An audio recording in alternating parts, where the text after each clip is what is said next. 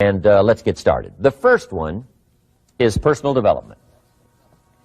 Now, in illustrating personal development, Mr. Schoaf, my teacher, started with money. You know, money's not the only place to start in talking personal development, but it's where he started, so let me share the thoughts he shared with me back then. Let me share them with you. Here's the best lesson I can give you on economics. It's very simple. We get paid for bringing value to the marketplace. That's about as simple as I can put economics. We get paid for bringing value to the marketplace. Now, it takes time to bring value to the marketplace. However, we do not get paid for time, so we cross that out. Mistakenly, the man says, I'm making about $20 for an hour. Not true. If that was true, you could just stay home, right, and have him send your money. So that's not true. We don't get paid for time. We get paid for value brought to the marketplace. Now, since that's true, here's one of the key questions of my talk to you today. Is it possible to become twice as valuable to the marketplace and make twice as much money in the same time? Is that possible? The answer is yes. Could you become 3 times as valuable as you might be right now to the marketplace and make 3 times as much money in the same time? And the answer is yes. 5 times, 10 times? Of course.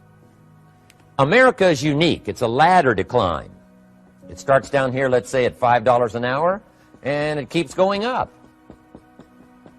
Top income last year, $80 million.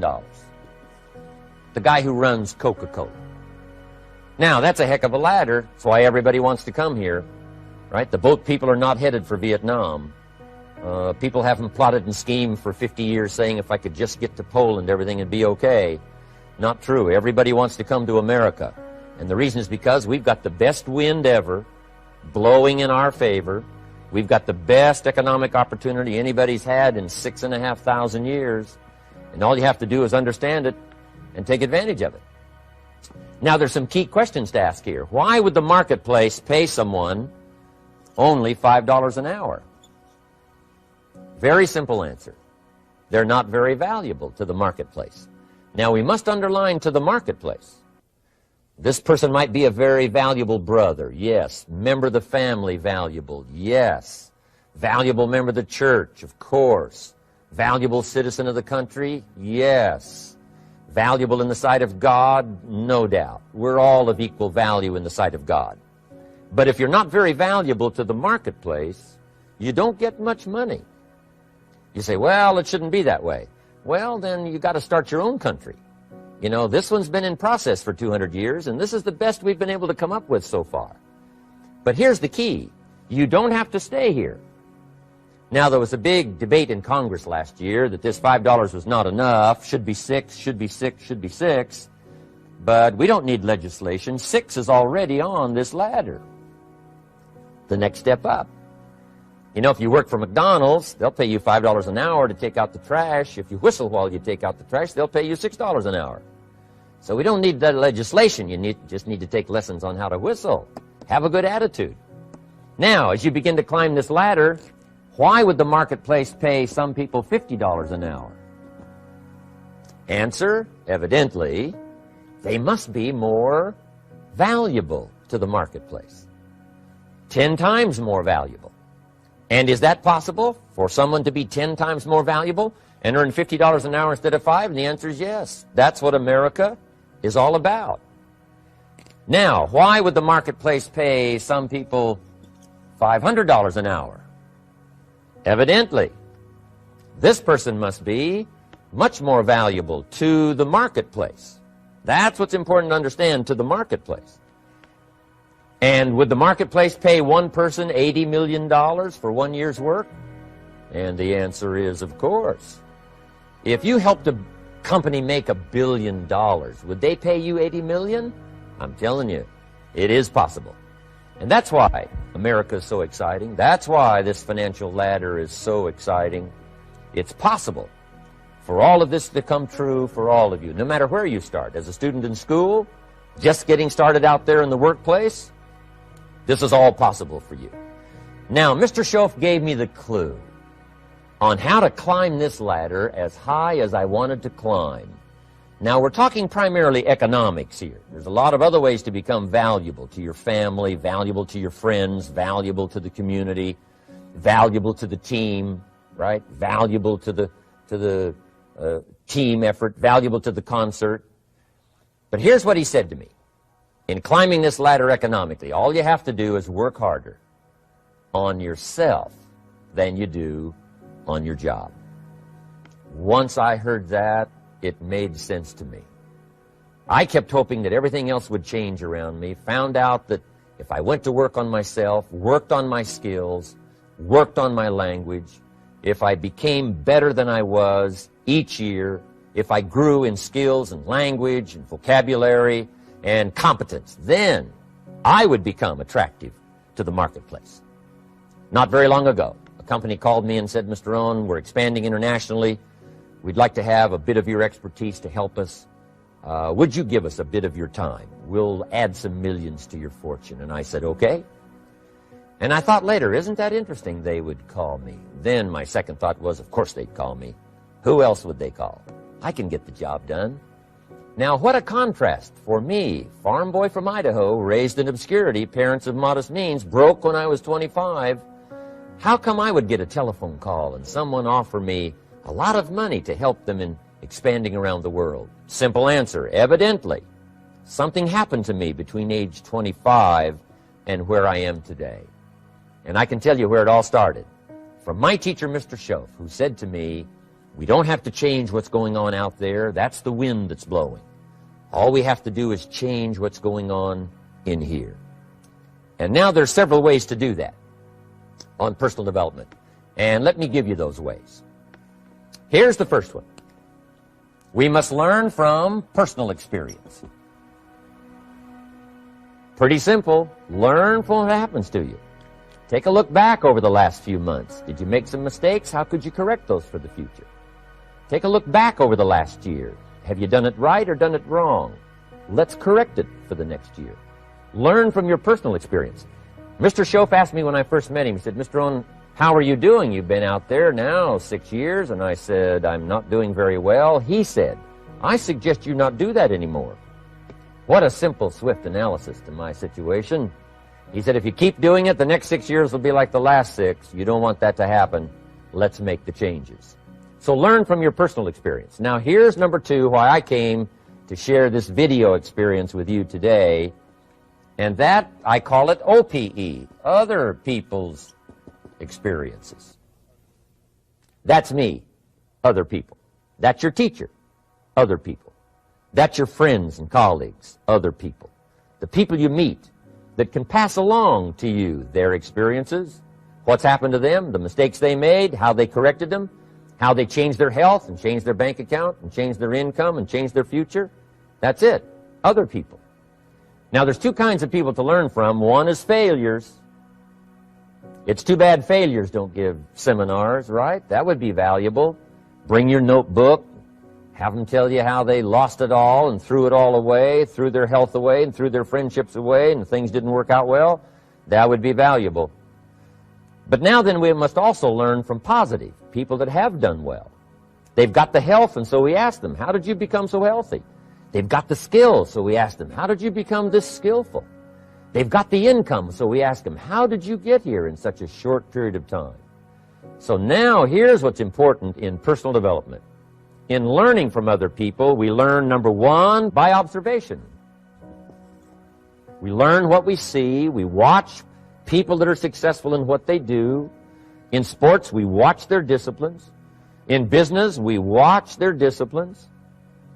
By observation, what we can see. The reason I created this video was something that you could see someone's experiences translated for you. Second, we learn by what we hear. I've got some of my lectures on cassette tapes, so you can take them with you wherever you go and learn by listening. Turn your car into a mobile classroom and listen.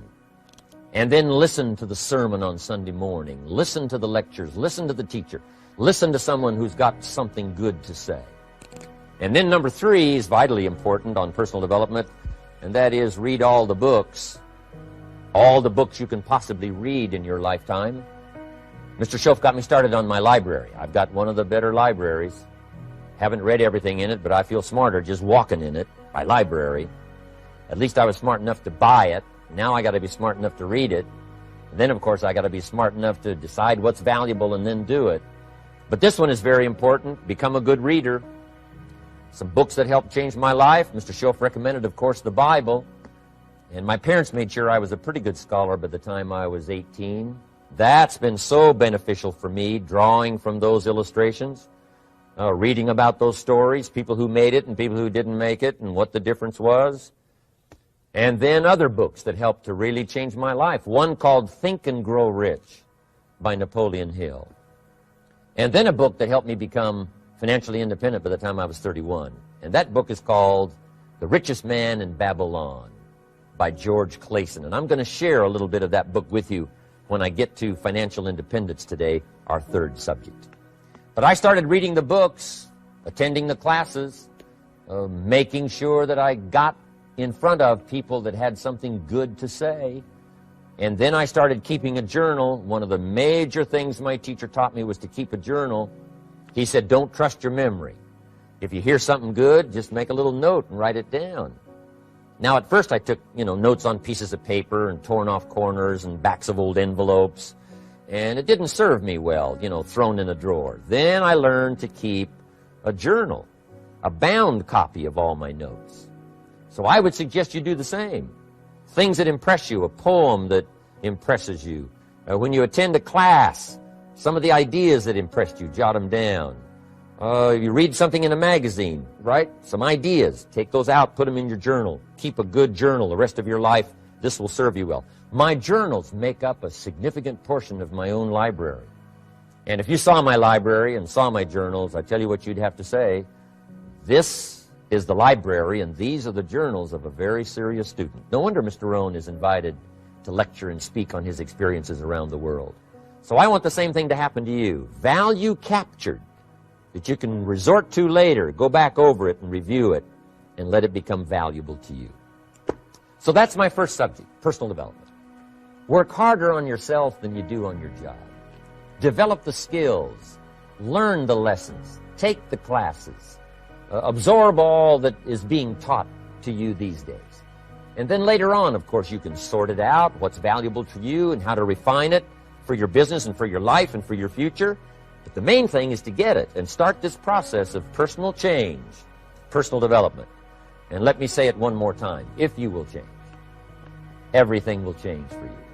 You'll never be the same. You'll keep growing.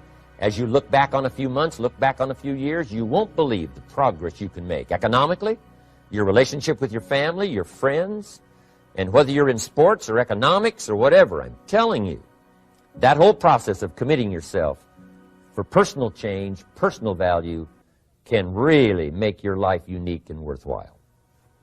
Now let's cover the 2nd subject, on setting goals. Mr. Schoaf gave me some tips on setting goals that changed my life forever. And I want to share those with you.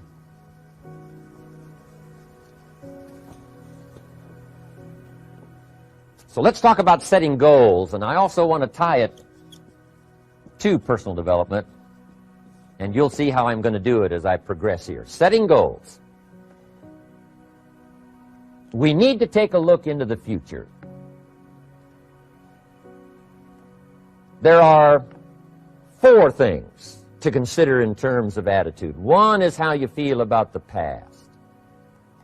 Best advice I can give you on that is treat the past as a school. Let it teach you the mistakes you've made, the things that went wrong, the things that didn't work. Don't use the past as a burden to carry, and don't use the past as a club to beat yourself to death. Past losses, past failures, past mistakes. But let the past be a school. Tough school maybe. We've all been through some tough stuff. So if you feel good about the past, draw from it for experience and let it teach you. Then next is how you feel about the future. We've got to have the future well designed. The future is called the promise. And here's what we teach in our leadership series. The promise of the future can be an awesome force for your own future. The promise of the future, designing the future. There's two ways to face the future. One is with apprehension, and the other is with anticipation. I promise you, in my travels around the world, most people face the future with apprehension.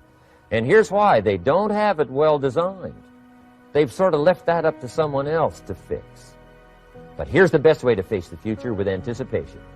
And you can face the future with anticipation if the future is clear, if the future is well designed.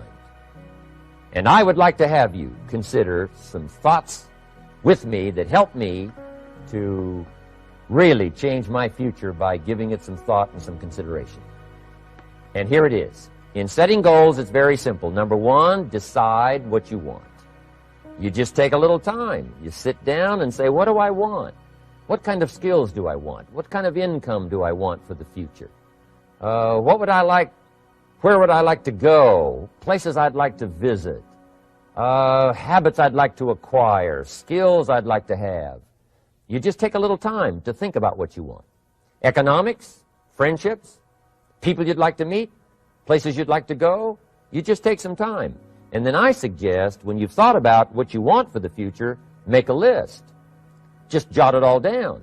It's really a very simple process. And then here's number three. Keep all the old lists. I'm telling you, this served me so well, keeping my old list of goals. I look back now 10, 20 years ago at goals I set, lists I made, and I smile now because here's what I thought was so important, 20 years ago.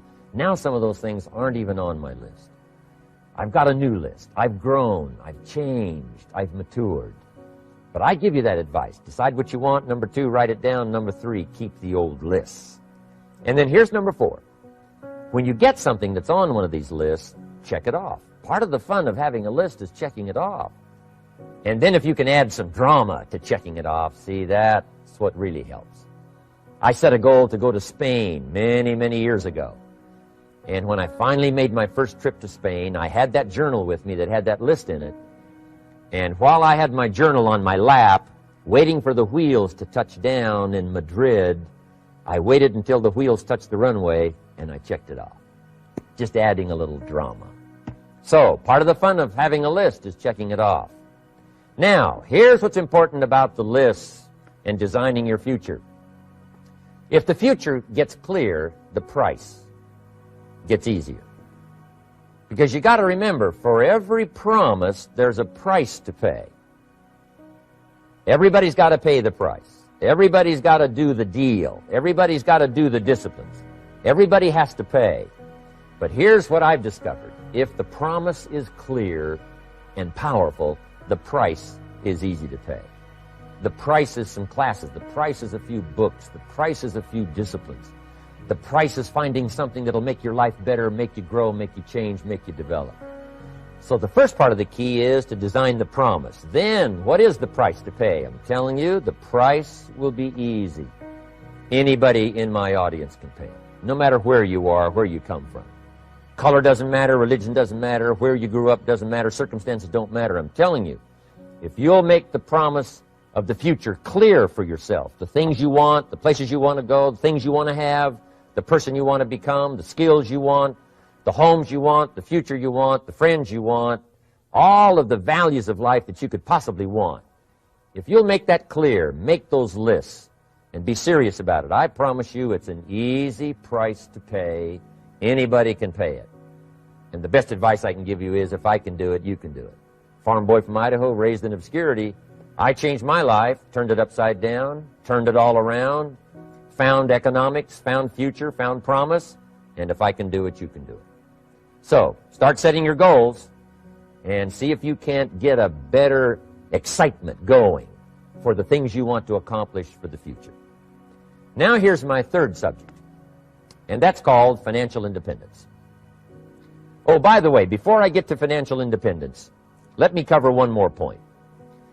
One of the major reasons for setting goals is for what they make of you in achieving them.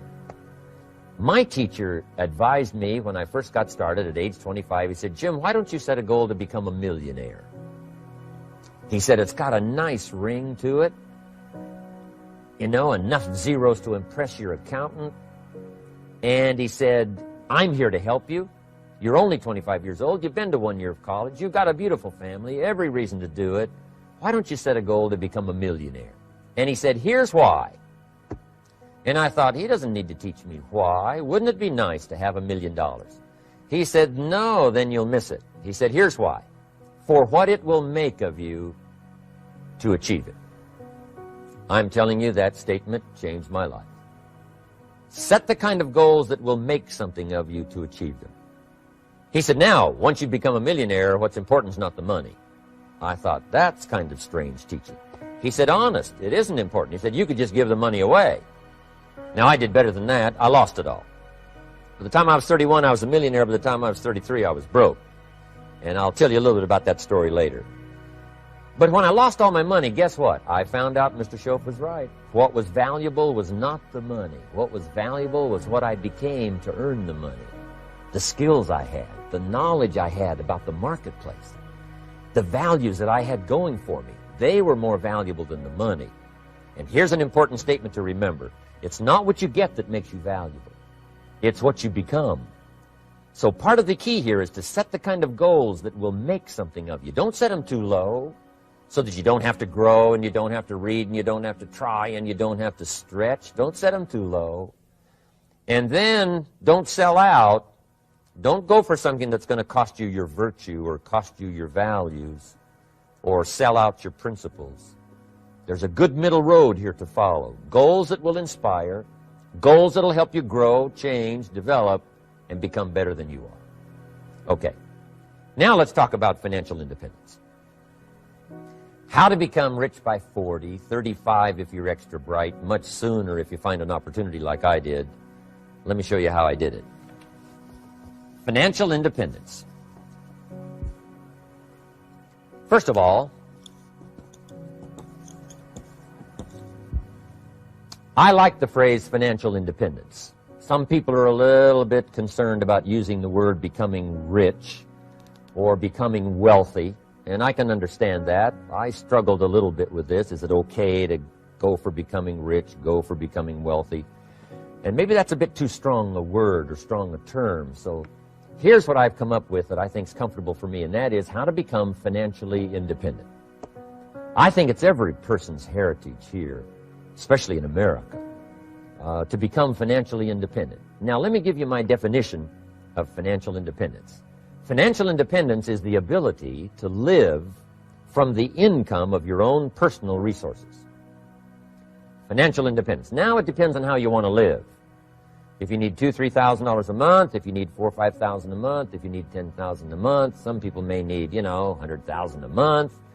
But whatever you would need to live, and you could earn that living from the income of your own personal resources, that's what I call financial freedom, financial independence. And let me show you how to acquire it.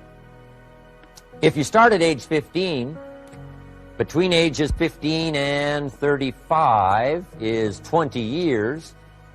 And in my personal opinion, based on my own studies and my own experience, 20 years, in my opinion, is enough time to become financially independent.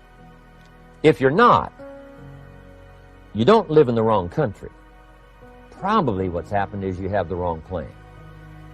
And it's easy to be a nice person with the wrong plan. I found that when I was 25 years old. I was broke at age 25, and I was a nice guy. You would have liked me. But I'm telling you, my plans up until then, especially my financial plan, left me broke. I totally changed it the next 6 years, and I became financially independent. So I know what I'm talking about. It is possible in a reasonable amount of time, 15 to 35, whatever, 20 years' time, enough time. You can do it in a much shorter period of time, like I did if you want to. But this is a reasonable enough time. But here's number one. First of all, you got to have the right philosophy. Philosophy is our ability to gather knowledge and sort through it and decide what's valuable. To develop a philosophy about life, a philosophy about our health, a philosophy about our family relationships, a philosophy about economics. And if you develop the right philosophy, that's what helps to set this sail.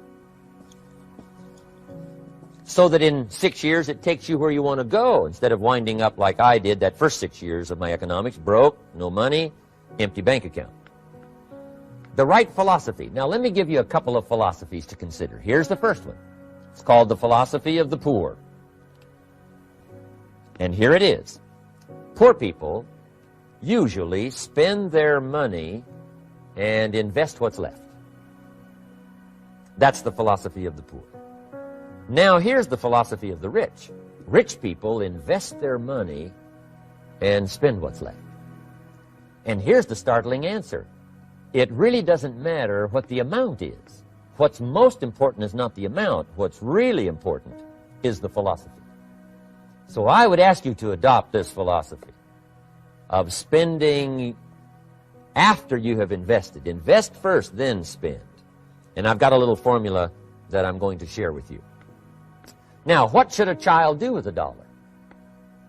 I mean, there's a lot of debate going on, I'm sure, across the country on what a child should do with a dollar. Here's one opinion. It's only a child and it's only a dollar. What difference does it make? Well, in my opinion, it makes all the difference in the world. A person's economic future starts with a child with a dollar. Somebody says, oh, no, you're only young once. Let him spend it all. Well, when would you hope that would stop? Somebody says, well, wait till he's 50 and broke like me, and, and then he'll learn. Well, no, we don't want to wait that long. If I would have known earlier than age 25, I would have changed. In high school, if they would have had classes called Wealth 1, Wealth 2, I'd have taken both classes. I would not have waited until age 25. So, the earlier the better. So, what should a child do with a dollar? Here's the simple premise to begin with. Don't spend it all. And if a child wants to spend the whole dollar, you got to say, hey, don't spend it all. Don't spend it all. They'll say, why not? It's my dollar. I earned it. You say, I know you earned it, but don't spend it all. They'll still say, why not? Say, let me show you why not. So you put them in your car, take them to the other side of town, and show them where people live that spend the whole dollar. Just drive them around. Kids learn best by visual. Just drive around and say, would you like to live here? Kid says, no. Would you like to live like these people live? Kid says, no, no. Then you can't spend the whole dollar. So, kids will get the message. So, take them to the other side of town, show them around, unless you already live there, and then just show them around.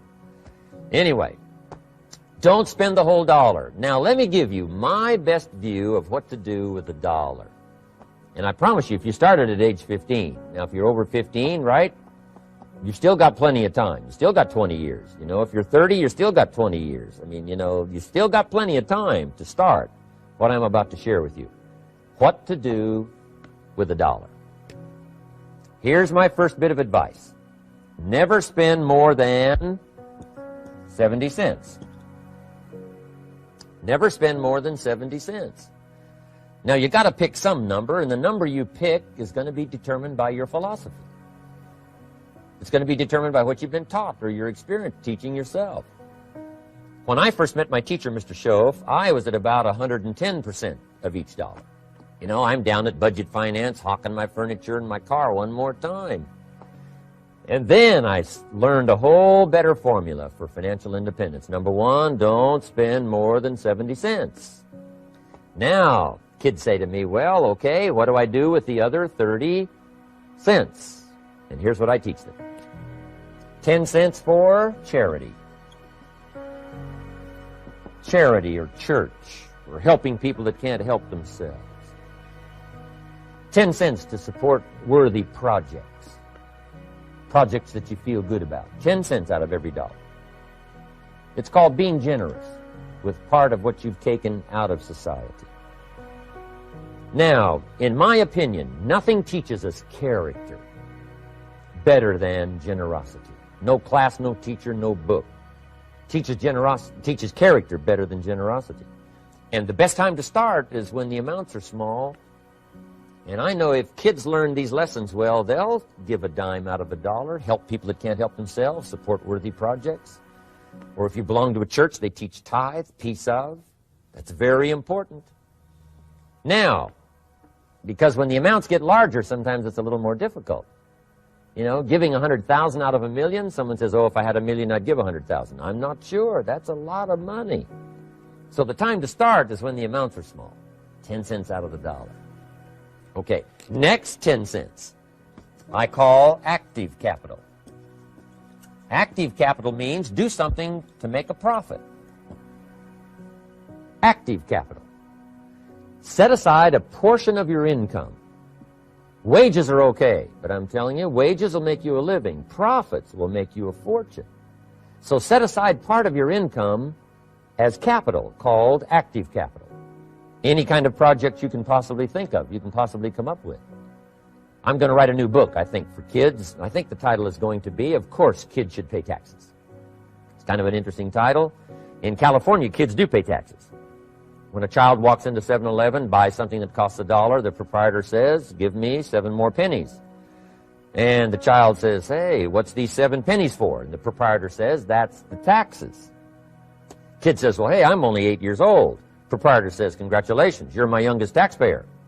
Give me the money. So in California, where I live, kids do pay taxes. Big question is, should they? And my book will answer that question. Of course, kids should pay taxes. Nothing is for free. If you want to ride your bicycle on the sidewalk instead of in the mud, you got to pay the 7 pennies. Nothing is free, so we all have to pay. So, 10 cents out of your living, out of the money you earn, set aside for capital. Capital to try your best to show a profit. And in my book, it's going to be all kinds of ways kids can make money, right? 2 bicycles, one to ride and one to rent. I mean, you know, it doesn't take long to figure out some enterprise that'll start making a profit. Then you must jot this down if you're taking notes. Profits are better than wages. 1, you can't usually start wages until you're about 16, 15, 16, but you can make a profit long before you're eligible to start earning wages. And then there's no limit to profits, and they can double and triple and quadruple. You know, there's no limit. It's incredible how fast profits can grow. So profits are better than wages. Wages make you a living. Profits make you a fortune. Now, the third 10 cents is vitally important. I call it passive capital. Capital you let somebody else use. A financial institution, stocks and bonds, mutual funds, whatever. Let someone else use it. You furnish the money.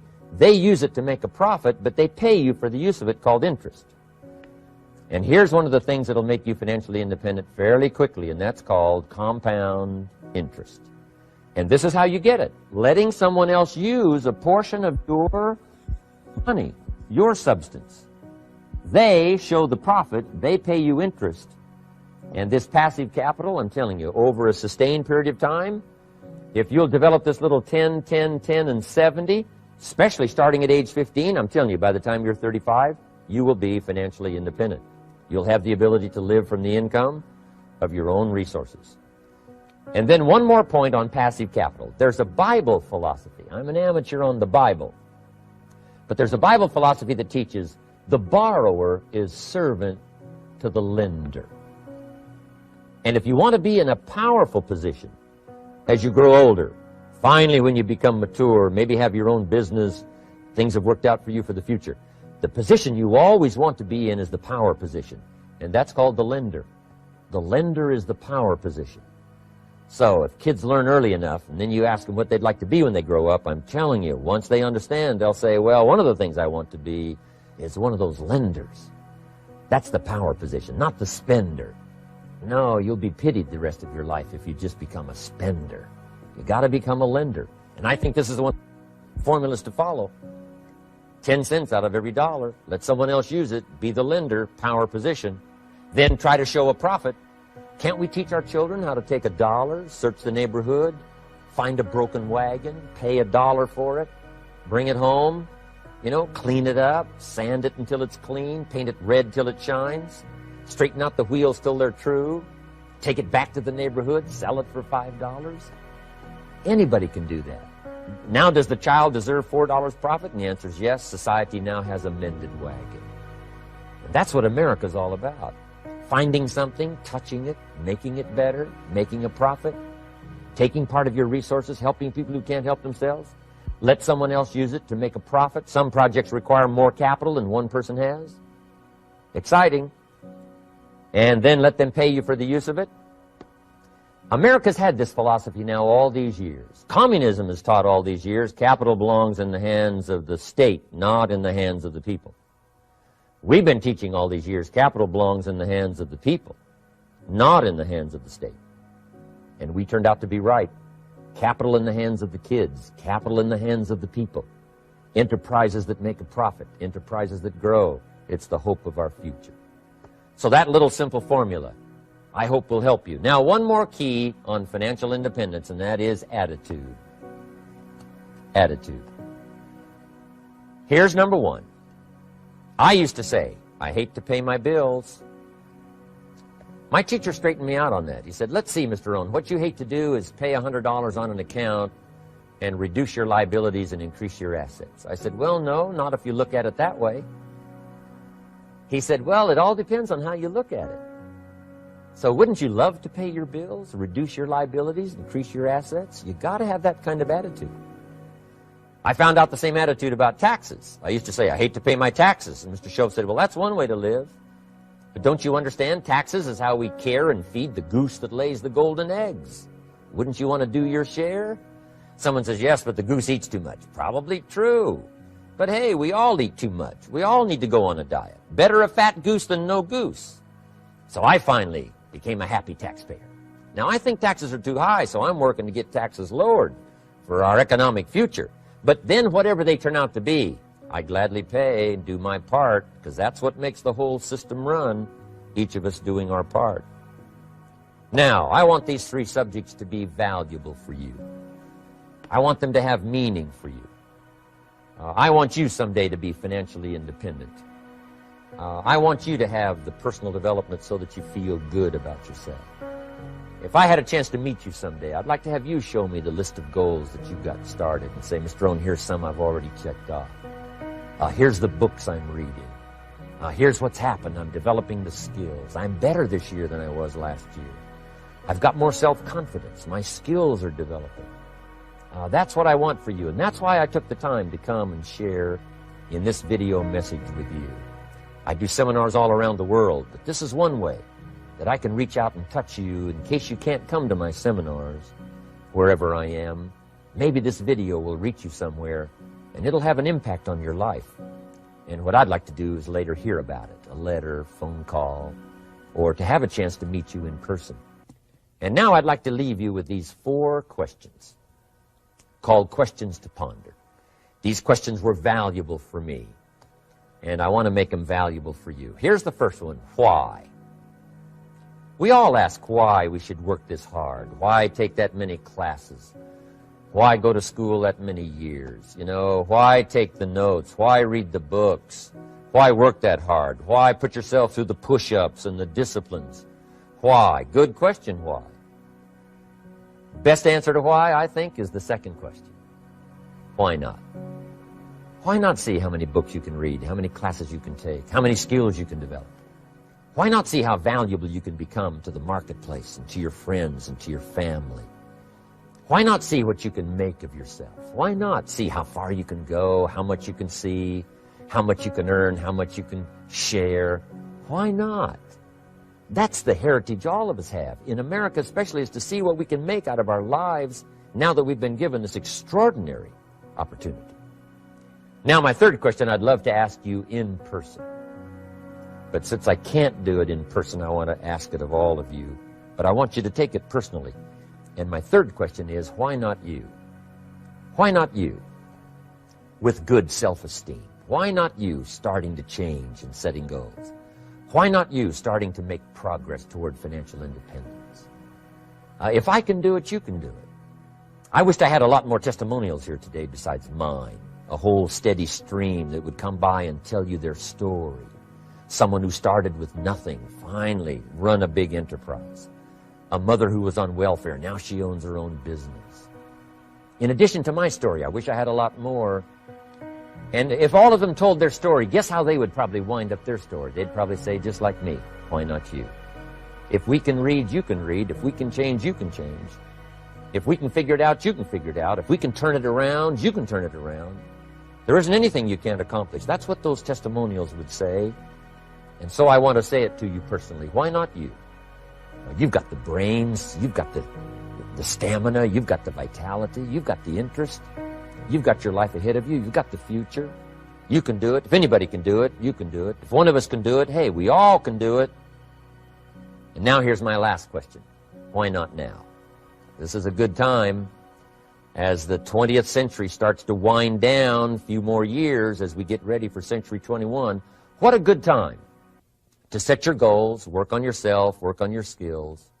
What a good time to get it together. What a good time to start this process. Personal development, growing, changing, developing, having a good plan for your money and for your life and for your future. Why not now? And I hope I have a chance to see you one of these days and share with you the experience, the reaction, the response you might have had from my message today. And until I get a chance to see you on this side of the world or the other side of the world, in some school or some seminar, or maybe I'll come and speak for a company that you work for someday, I hope I get a chance to meet you. Until then, I wish you the best. I want all that I've gotten to be yours and much, much more. God bless. Goodbye.